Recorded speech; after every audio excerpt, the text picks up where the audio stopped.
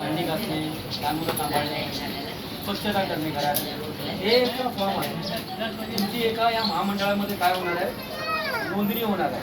जसं वेगवेगळ्या लोकांची मंडळं असतात, तुमच्या एरियामध्ये मंडळ असतात, तसंच सरकारने काय केलं आहे, महाराष्ट्रातले जेवढे इतरही खाली व्हिडिओ आवाज ना, म्हणजे महाराष्ट्रातला जेवढा घरेलू लोक आहे त्यांचं एक काय बनवत आहेत, मोठं महामंडळ बनवत आहे.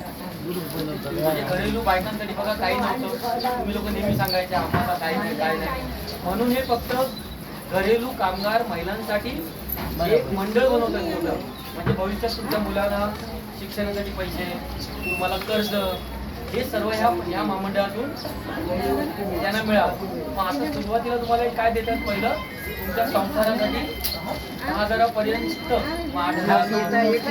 तुम्हाला पर्यंत काय देणार आहे, वस्तू देणार आहे. हा, याच्यासाठी तुम्हाला डॉक्युमेंट काय लागणार, तुमचं आधार कार्ड, रेशन कार्ड, तुमचं असू दे मिक्स लावा, तुमचं bank passbook, Aadhaar card, ration card, bank passbook, 2 photo, आणि तुम्ही ज्या मालकाकडे किंवा मालकिनीकडे काम करता तिची काय, तिची सही, आणि तुमचं बँकेचं अकाउंट नंबर, हे तुम्हाला काय करायचं आहे, द्यायचं आहे. त्याच्यानंतर तुम्ही आमचे काय होता, लाभार्थी होता.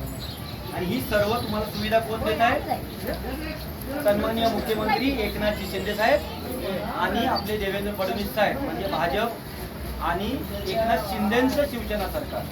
हे उद्धव साहेबांचं सरकार नाही, हे पहिलंच सांगतो, कारण शिवसेना 2 आहे.